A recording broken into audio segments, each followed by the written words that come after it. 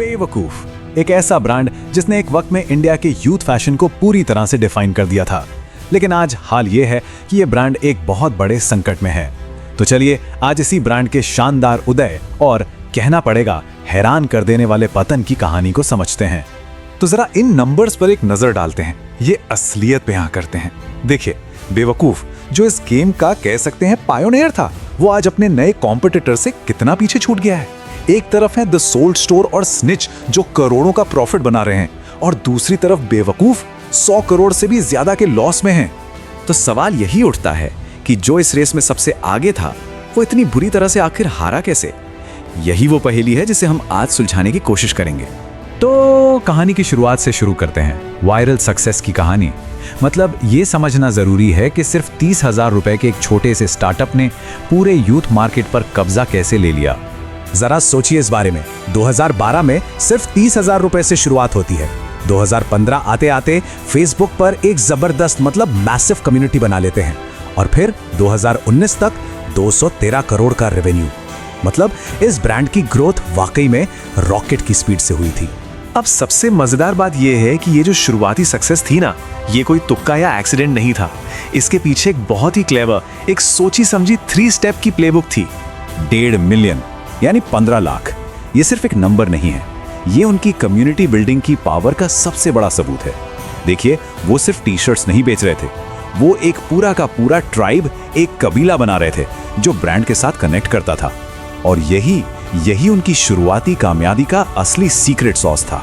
चलिए अब कहानी में आगे बढ़ते हैं। साल 2019 में, ये वो साल था जब पहली बार मुश्किलों के संकेत दिखने लगे थे, और इसके ठीक बाद, जैसा कि हम सब जानते हैं, पूरी दुनिया पर एक संकट आ गया।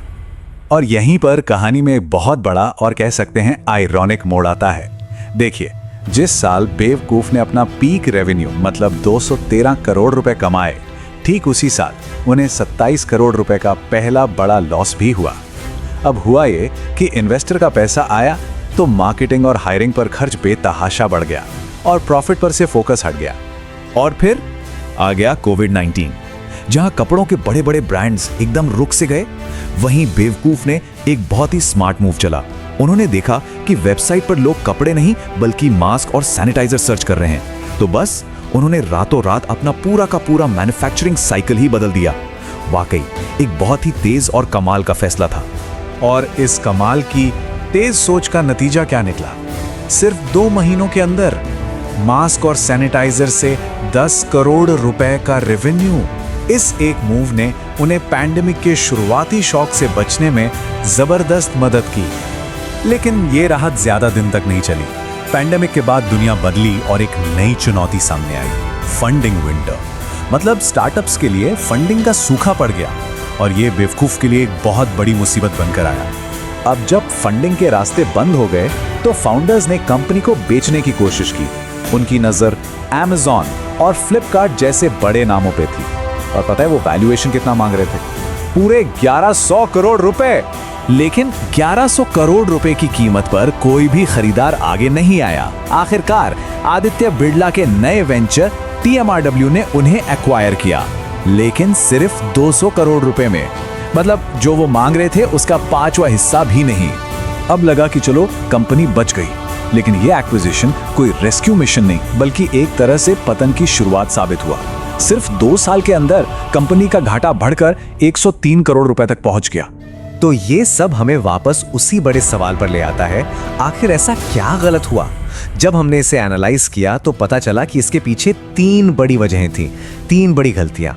तो चलिए एक एक करके इन तीनों बड़ी वजहों को थोड़ा गहराई से समझते हैं, जिन्होंने बेवकूफ के पतन की कहानी लिखी।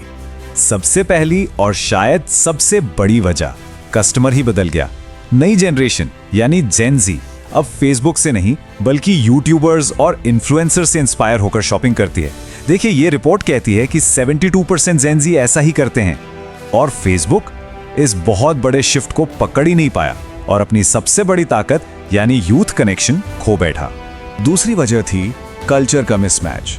देखिए, Aditya Birla group offline retail का किंग है, इसमें कोई शक नहीं, लेकिन उनका कॉर्पोरेट कल्चर, उनका काम करने का तरीका एक fast paced D2C online brand के लिए बिल्कुल फिट नहीं था। ये कुछ ऐसा था जैसे एक बड़ी पुरानी कंपनी एक फुर्तीले स्टार्टअप को अपने जैसा बनाने की कोशिश कर रही हो। और ये तीसरी और शायद सबसे बड़ी गलती को साफ साफ दिखाता है। देखिए, ये नंबर्स जब द सोल्ड स्टोर और स्निच तेजी से अपने ऑफलाइन स्टोर्स खोल रहे थे, 35, 40 और बेवकूफ सिर्फ 6 पर अटका रहा, वो ऑफलाइन रिटेल की दौड़ में बहुत पीछे छूट गए। तो सवाल ये है कि इस कहानी से क्या सबक मिलता है? इसका जवाब हमें बेवकूफ के सफल कॉम्पिटिटर्स से मिलता है, जो हमें आज की D2C दुनिया का सक्सेस फॉर्मूला बताते हैं।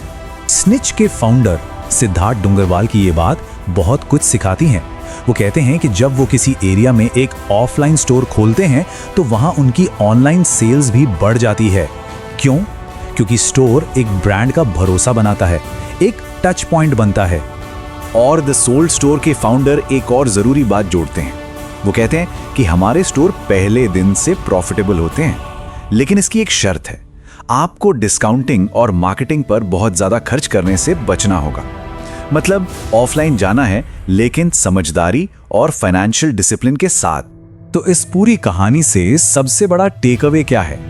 यही कि आज की D2C दुनिया में सिर्फ एक ऑनलाइन ओनली ब्रांड बनकर रहना काफी नहीं है। अब गेम बदल चुका है। सस्टेनेबल ग्रोथ के लिए एक हाइब्रिड अप्रोच, मतलब ऑनलाइन और ऑफलाइन का एक स्मार्ट मिक्स, यही सफलता की असली चाबी है। तो आखिर में एक सवाल बचता है। जिस ब्रांड ने एक पूरी जनरेशन को आवाज दी, वो आज अपनी पहचान और अपना मार्केट दोनों खो चुका है। तो क्या बेवको अब सिर्फ एक नाम बनकर रह जाएगा?